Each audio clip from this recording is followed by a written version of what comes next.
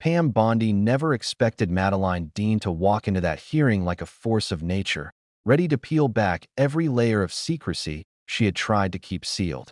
And within the first few seconds, it became clear to everyone watching that this wasn't going to be another calm, polite Washington exchange. This was going to be a collision, a clash between power trying to protect itself and a lawmaker determined to drag the truth into daylight. The tension snapped instantly because Dean didn't waste a single breath. She went straight for the contradictions, the unanswered questions, the conflicts nobody else wanted to say out loud. Thank you, Chairman. Thank you, Ranking Member. Thank you, Ranking Member.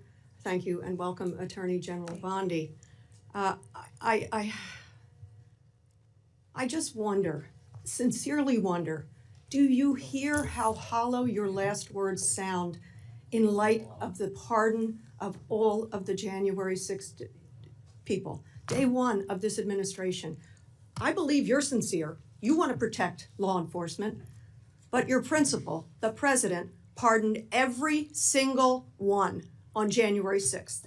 It rings hollow when you say these words, that if you spit on a police officer, we're going to go after you.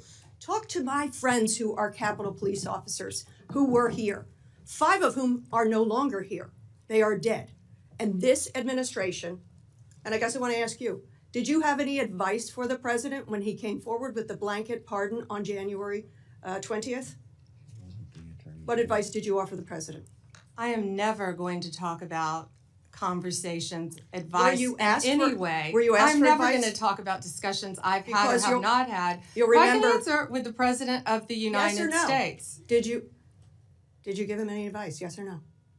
I am not going to discuss any conversations That's a that no. I have had with it. And You just put your words in own my word, mouth. I but- am not going to No, discuss. I'm going to reveal your own words. I am Just a not moment. going to Please stop. discuss Please stop. This conversations is my that I've time. had with the President of the United States. Attorney You asked General, me a question. I would like to reclaim and the you last asked 20 me to seconds. answer. I have asked to reclaim my time. Please put 20 seconds back on the clock. You have an extra 30.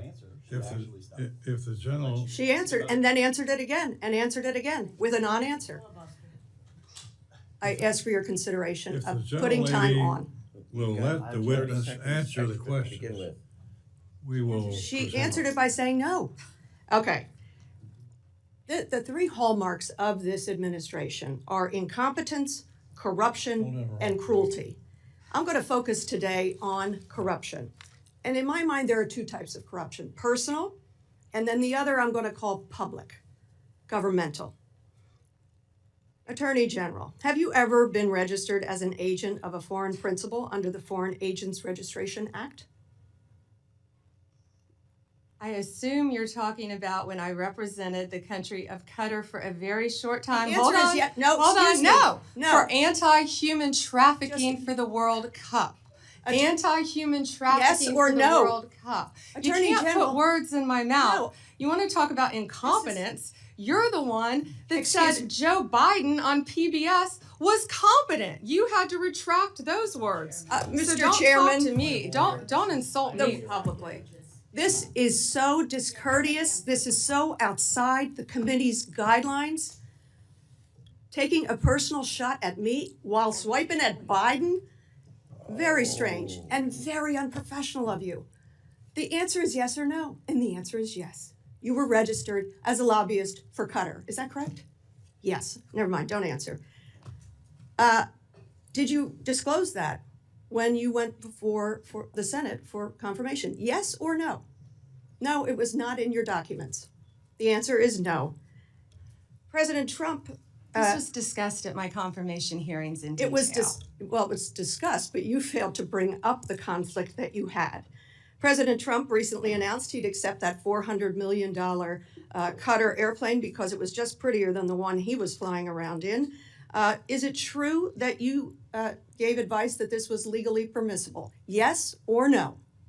I will not discuss any advice that my Office of Legal Counsel gives to the President of the United States on any matter. When you spoke before the Senate, you said you would ask for ethical advice. Did you recuse yourself from that issue? And talking about unprofessional, you say the President wanted a jet because it's pretty? Excuse Come me. on, this is a Senate, this is He a said it congressional himself. hearing. He said it himself. and Bondi, instead of meeting those questions head-on, recoiled with a mix of anger and defensiveness that only made the room lean in closer. The moment the cameras started rolling, Dean launched into the one point most officials avoid like fire: credibility. She called out the administration's repeated claims about defending law enforcement, and then contrasted it with the very first action this leadership took, offering blanket forgiveness to all of the January 6th individuals. Not just a few. All. Whether people agreed or disagreed with that decision, the contradiction was unavoidable, and Dean aimed right at it. She didn't dress it up, she didn't soften it, she didn't hedge. She tied it directly to the officers who were hurt, traumatized, and in multiple heartbreaking cases, no longer alive because of the aftermath of that day. She turned a political argument into a human one. Because once you anchor accountability in real suffering, the excuses start to look very small. Bondi's discomfort was visible. Dean kept pressing. Did she advise the president leading up to that sweeping pardon? Did she recommend it? Did she support it? The questions weren't complicated. They were yes or no. And yet, Bondi refused to offer either. She kept retreating behind a wall of secrecy, invoking a shield that suddenly felt more like a barricade than a policy. For viewers paying attention, this was the first sign of something deeper, not just a disagreement, but a refusal to let the public know what role she played in a decision with massive national consequences. Silence and oversight is its own message, and in that moment, it rang louder than any confession. But Dean wasn't done. After watching Bondi dodge every question about the pardons, she shifted direction without losing a beat. Her voice stayed steady, but the temperature in the room dropped.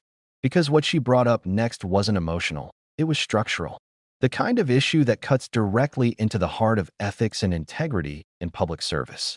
She drew a clean line between personal corruption, meaning private gain, and public corruption, which involves the misuse of government authority to help allies, donors, or foreign interests. And then she asked a question Bondi absolutely did not want sitting in the air. Had she ever been registered under the Foreign Agents Registration Act? That's when everything cracked open. Bondi didn't just hesitate. She snapped. She grew defensive instantly, accusing Dean of twisting her words before the question even finished landing. She tried to rebrand her past work, describing it as anti-trafficking related to the World Cup, an attempt to shift the image of the situation into something protective and noble. But the core truth stayed the same. She had indeed represented Qatar, and she had indeed been registered under FARA. That answer should have been simple. But when the topic is foreign influence, especially involving a senior official overseeing national law enforcement, simplicity evaporates. Dean didn't allow the conversation to drift. She followed up with the next obvious question. Did Bondi disclose that foreign agent relationship during her Senate confirmation process? And the answer was no. Not no with explanation. Not no because I didn't need to. Just no. In public service, undisclosed foreign ties aren't small oversights. They are bright red ethical flags waving in front of everyone watching. They raise questions about impartiality, decision-making, and vulnerability to influence. And in this case, those questions were landing on someone who holds one of the most powerful legal positions in the nation. Bondi tried to fight it off with irritation. She accused Dean of misrepresenting her intentions, tried to talk over her, and pushed back with increasingly emotional language. But every time she struck out, Dean remained composed, calm, focused. It wasn't an argument. It was a documentary in real time. A demonstration of how officials respond when pressed on issues that don't have easy answers. The louder Bondi grew, the clearer it became that the questions mattered. Then came the moment everyone would end up replaying. The question about the $400 million aircraft. That massive, shimmering jet that drew headlines and whispers the moment it was mentioned. A foreign government providing such an extraordinary benefit immediately triggers ethical alarms. Why offer such a gift? Why accept it? And most importantly, who inside the government signed off on it? Dean asked if Bondi advised on the legality of accepting that aircraft. Another simple yes or no. And once again, Bondi refused. She not only declined to answer, she refused even to clarify whether she recused herself from the matter. For many watching, this was the turning point.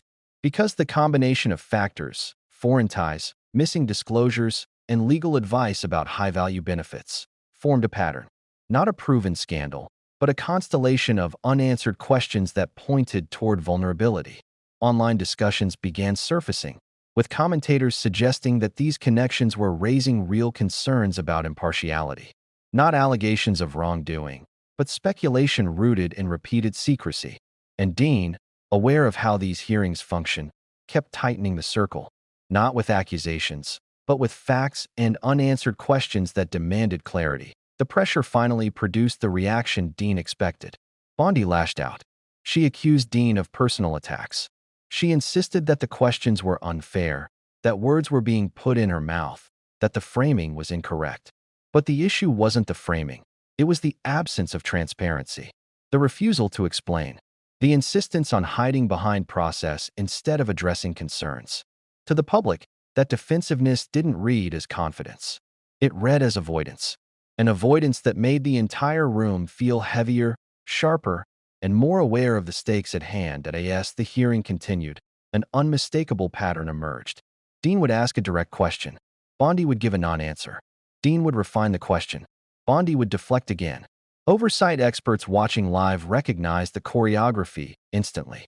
When a witness knows that answering honestly might expose deeper issues, they don't correct the record. They try to overwhelm the process with emotion. Anger becomes a shield. Outbursts become distractions. But Dean didn't let it work. She stayed steady, grounded in facts, refusing to be rattled or pulled off course. The significance of this exchange goes beyond two people disagreeing. It speaks to the fragility of accountability when powerful officials treat oversight as an inconvenience instead of an obligation. One lawmaker pressing for answers and one official refusing them is more than a political spat. It's a warning. Because government only functions when transparency exists. And when top officials respond to scrutiny with hostility, it weakens the public's trust in the institutions meant to protect them. That's why Dean's line of questioning resonated far beyond that room. She wasn't asking because she wanted a headline. She was asking because these issues affect national integrity. By the end, the silence around the key questions remained unbroken. Did Bondi advise on the pardons? We still don't know. Did she recuse herself from issues involving Qatar? No clear answer. Why wasn't the foreign agent registration disclosed? Still unclear. Why were the reactions so defensive, so heated, so resistant to even basic transparency? That is the question that lingers. The one that makes this moment more than just another hearing. When the dust settles after exchanges like this, what remains is the bigger picture. A reminder that power always tries to shield itself. That transparency must be demanded, not assumed. And that the most important questions are often the ones people refuse to answer. Dean didn't walk into that room to start a fight. She walked in to document a pattern of evasions, omissions, and reactions that illustrate exactly why oversight exists in the first place. And no matter how many non-answers were thrown back at her, that pattern came through loud and clear. If you care about how power works, why accountability matters, and what these hearings reveal behind the scenes, then moments like this are worth studying closely. They show the tension between authority and responsibility, between loyalty and transparency, between law and politics. And they remind us that democracy only survives when the hard questions are asked and answered. If you found this breakdown eye-opening, make sure you hit subscribe, turn on notifications, and share this video with someone who follows these hearings closely. There's a lot more happening behind the scenes, and we're going to keep uncovering it together.